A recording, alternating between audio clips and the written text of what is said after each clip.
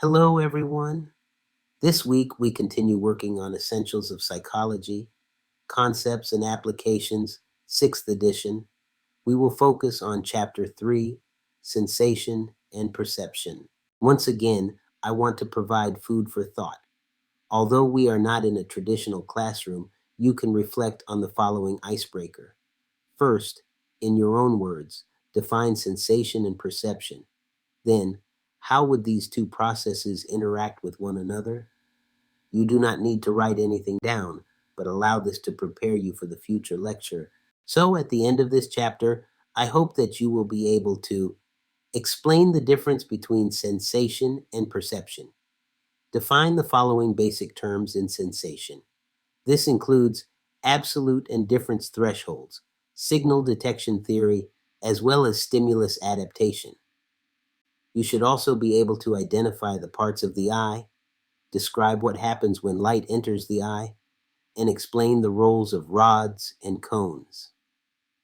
Describe the two major theories of color vision. As you can see, we have a lot to cover. Therefore, you should also be able to explain how the ear enables us to hear sounds, as well as explain what is the perception of pitch and identify the main types and causes of deafness. You will also discuss how we sense odors and tastes. Then you will discuss the various skin senses and how the gate control theory of pain works between the brain and the body. Delving deeper, we will cover the functions of the kinesthetic and vestibular senses and explain how they work. Take a moment to review the roles of attention, perceptual set, and modes of visual processing and perception. Then discuss how to identify and describe the Gestalt principles of grouping objects into meaningful patterns or forms. We wrap up the chapter by learning how to define the concept of perceptual constancy and learn the application process to create examples of the various concepts. We'll identify and describe cues we use to judge distance and perceive movement. Again, learning how to apply these cues in real-life situations. Then we'll identify some of the common types of visual illusions, and I will illustrate why the brain deceives us, not our eyes. Finally, we will look into the evidence concerning the existence of subliminal perception and extrasensory perception. So now, let's get started.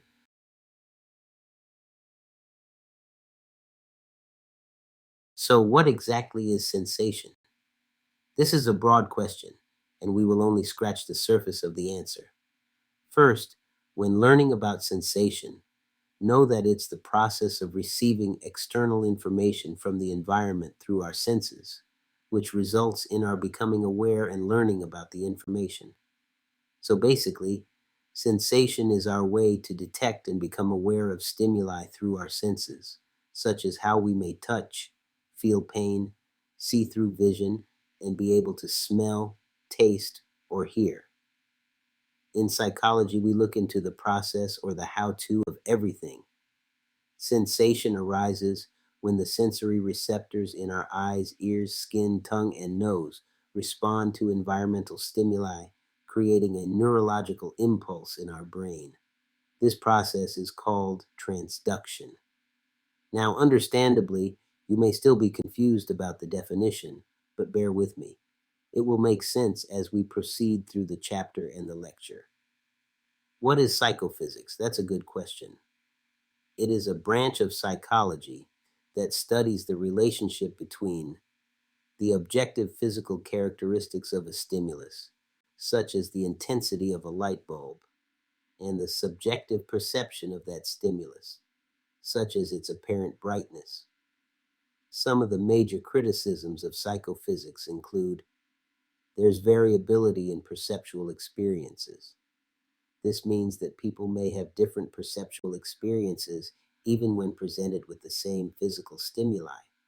Therefore, with this variability, it is hard to conclude how people perceive stimuli because there will be differences. How many of you recall driving on the highway late at night? If you're like me, you try to keep up with the car far away by looking at the taillights. which appear to be smaller the further the car is from you. This is an example of an absolute threshold. To define an absolute threshold, know that it is the minimum amount of stimulation required to spark a reaction or create a sensation. The absolute threshold is usually measured across several trials. It is the lowest or weakest stimulation level, an example being the slightest, most indistinct sound that can be detected in 50% of trials. Although the name suggests a fixed level at which stimuli effectively elicit sensations, the absolute threshold will fluctuate according to alterations within our receptors and environmental conditions. It is sometimes referred to as absolute Lyman. Now, on the flip side of the topic, there is a difference threshold, aka just a noticeable difference. One example of this would be perceiving the change in volume when someone turns the radio down low. Or how about when you see the difference between a 60-watt light bulb and a 100-watt light bulb? So remember, the difference threshold is the smallest difference between two stimuli that can be consistently and accurately detected 50% of the time. So, before we continue, did you catch the just noticeable difference in my speech patterns on the last slide? Did you hear the pitch change? Well, I wanted to give you another example regarding difference thresholds. Okay, moving right along. Understanding the difference threshold leads us to discuss Weber's law. Weber's law is a mathematical model of the difference threshold that demonstrates that the magnitude needed to detect a physical change in a stimulus is proportional to its absolute magnitude. Consequently, the more intense the stimulus, the bigger the change that must be noticed. Up next is signal detection theory. Here, we are looking at concepts and techniques that stem from communication theory, electrical engineering, and decision theory. These concepts were conceptualized during World War II when researchers worked on the detection of radar signals in noise. In the late 1950s, these concepts were applied to auditory and visual psychophysics and are now widely used in many areas of psychology. A major contribution of signal detection theory has been the refinement of psychophysical techniques that separate sensitivity from criteria decision-making factors. Signal detection theory was also instrumental in strengthening a theoretical framework for describing perceptual and other aspects of cognition and quantitatively relating psychophysical phenomena to findings from sensory physiology. A key facet of signal detection theory is that human performance in many tasks is limited by variability in the internal representation of stimuli due to internal or external noise. Many of the theoretical tenets of signal detection theory were anticipated and introduced by Louis L. Thurstone. A shorter term would be detection theory. With sensory adaptation, you no longer perceive or recognize stimuli that remain constant over time. For example, you might initially smell the sweet potato pie when you enter the kitchen, but after a few minutes of talking to Grandma, you no longer smell the pies as when you first entered the kitchen. That's sensation adaptation. You no longer notice it.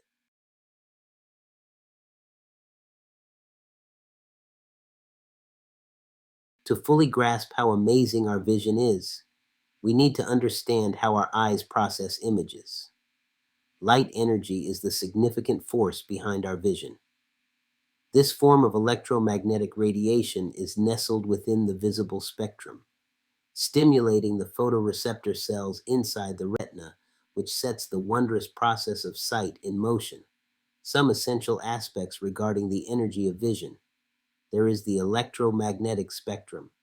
This is when light is part of the broader electromagnetic spectrum, and the specific wavelengths visible to the human eye constitute visible light. With that, you then have wavelengths and color.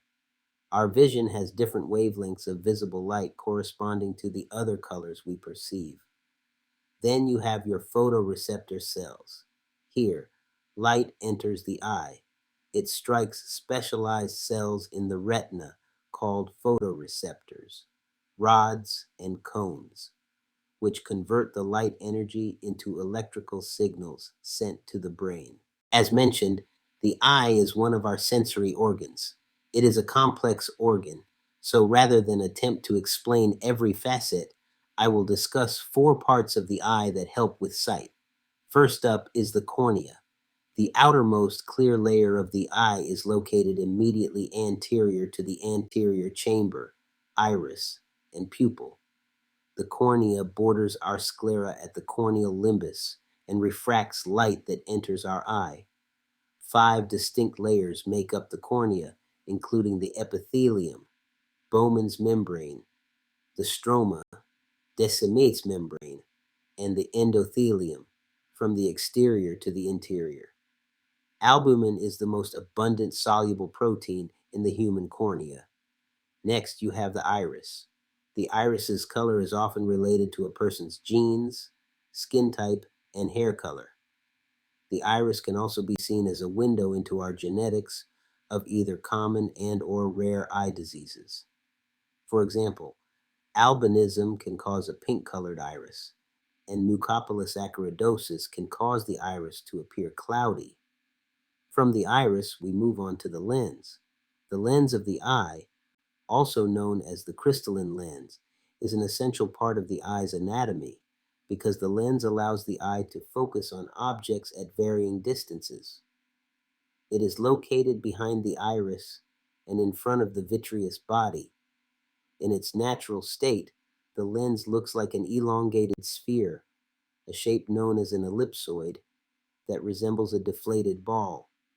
The average lens size in adults is approximately 10 millimeters across and 4 millimeters from front to back.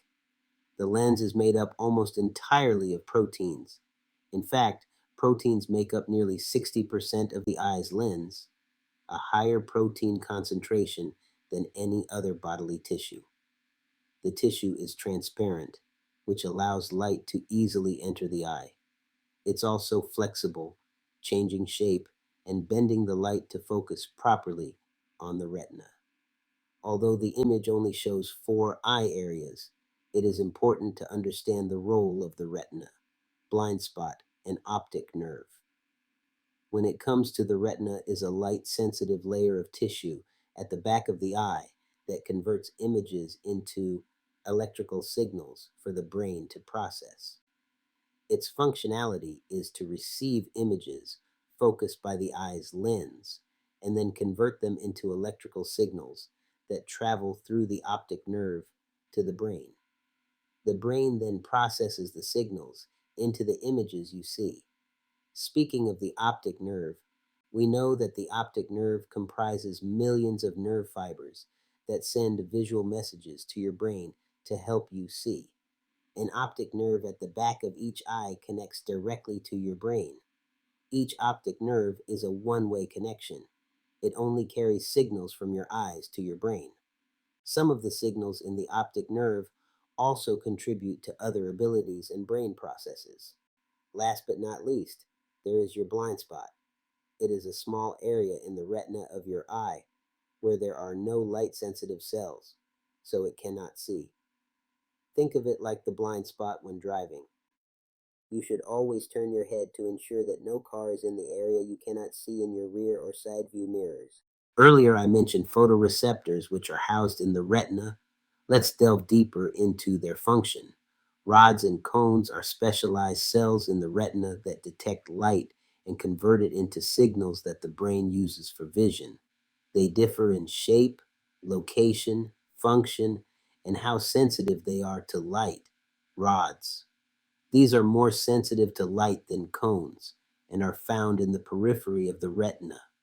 They are responsible for night vision and low light levels. Cones. These are concentrated near the fovea and are responsible for color vision and higher light levels. There are 3 types of cones, each most sensitive to a specific light color: blue, green, and red. Here are some other differences between rods and cones.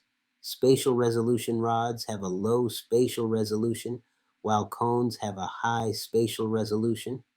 Light sensitivity. Rods are extremely sensitive to light, while cones are relatively insensitive to light. Adaptation. Cones can adapt quickly to changes in light. Evolution. Our piscine ancestor invented rods approximately 400 to 500 million years ago to supplement the pre-existing cones.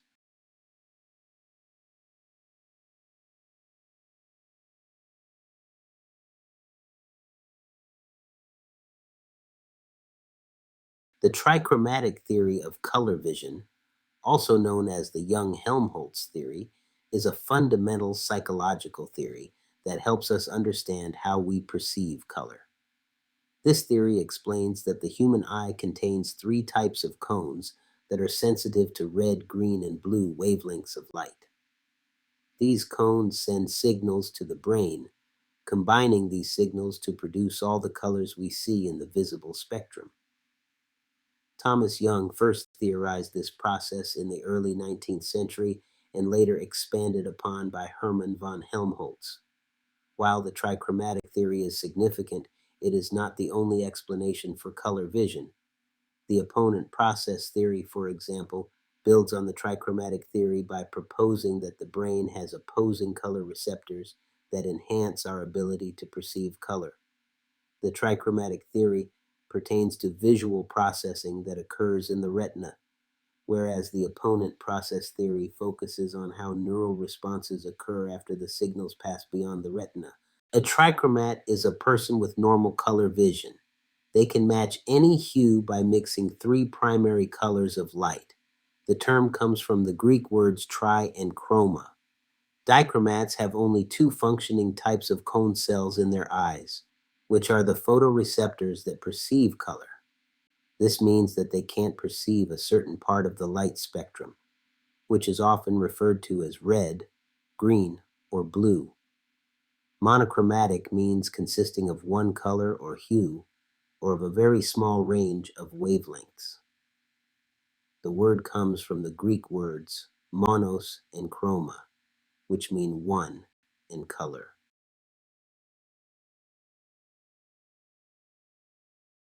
In psychology, sound waves refer to how the brain receives and perceives sound pressure waves. These waves are vibrations that travel through solids, liquids, or gases, consisting of compressions and rarefactions. The ears detect these changes in pressure and interpret them as different sounds. The physical characteristics of sound waves, such as amplitude and frequency, influence how we perceive sound. Let's discuss amplitude. Here, we are speaking of the height of a sound wave, which determines its loudness and is measured in decibels. Then we have frequency. This refers to the number of waves that pass a specific point within a given time period, commonly measured in hertz. The higher frequencies are usually associated with shorter wavelengths.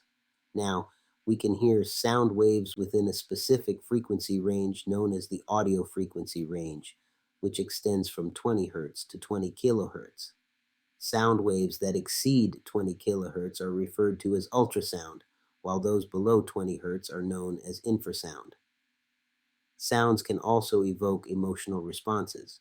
For example, loud noises or dissonant music can trigger feelings of fear and anxiety. Our brains have evolved to interpret sounds as signals of danger or safety. The eardrum, also known as the tympanic membrane, is a thin circular membrane that separates the outer ear from the middle ear. It plays a key role in hearing and protecting the middle ear. The smallest bones in the body, the auditory ossicles, are three bones in each middle ear that work together to transmit sound waves to the inner ear, thereby playing an essential role in hearing. The oval window, or fenestra vestibuli or fenestra ovalis, is a connective tissue membrane covered opening from the middle ear to the cochlea of the inner ear. Oval window, the middle ear, with an oval window at the right. Right osseous labyrinth. Lateral view.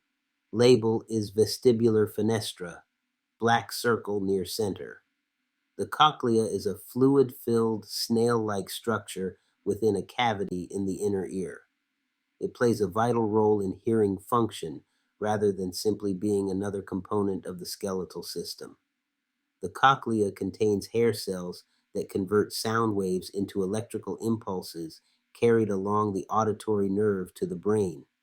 The basilar membrane is a mechanical structure in the inner ear that separates sound into different frequencies. The cochlea's basilar membrane separates the scala media and scala tympani, two liquid-filled tubes. It gives off vibration patterns to separate incoming sound into its component frequencies. High frequencies cause vibrations near the stapes, while low frequencies cause vibrations near the cochlear apex. The structure of the basilar membrane is made of compacted collagenous filaments and is about 35 millimeters long. It has two zones, the zona arcuate and the zona pectinata, which support the organ of Corti. Now, I want to review three theories that are influential in our perception of pitch.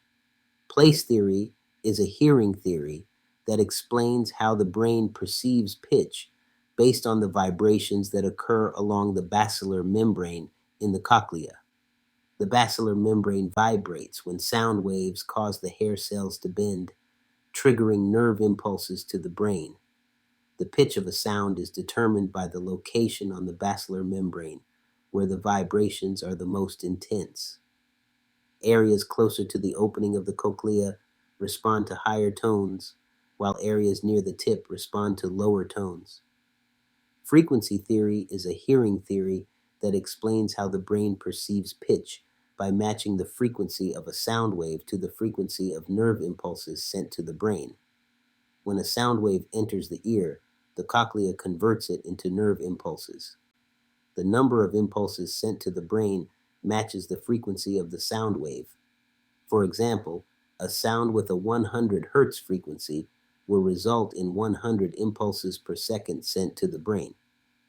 Volley theory is a hypothesis that explains how the nerves in the organ of Corti respond to sounds by firing action potentials in a synchronized pattern. A single nerve fiber can only transmit up to about 1,000 impulses per second. To encode higher frequency sounds, multiple nerves must work together by firing out of phase with each other. This creates a greater frequency of sound that can be sent to the brain for analysis. Conduction deafness, also known as conductive hearing loss, is a type of hearing impairment that occurs when sound waves can't pass through the outer or middle ear to the inner ear. Symptoms include muffled hearing, difficulty hearing soft sounds, sudden or gradual hearing loss, a feeling of fullness or stuffiness in the ear, dizziness, ear drainage, and other symptoms. Conduction deafness can be caused by several things, including some examples are ear infections, blockages in the ear canal, and foreign objects in the ear canal. Conduction deafness can be temporary or permanent, ranging from mild to severe. In most cases, it can be treated, and treatment options include removing earwax or foreign objects, taking antibiotics to treat infections, and surgery to repair damage or remove growths. Conduction deafness is most common in children, who are more likely to have ear infections or objects stuck in their ears. However, adults can also develop it. The loss or absence of hearing function due to pathology in the inner ear or along the nerve pathway from the inner ear to the brainstem. Okay, let's stop here and I will upload at a later time part 2 of chapter 3. As always, thanks for listening.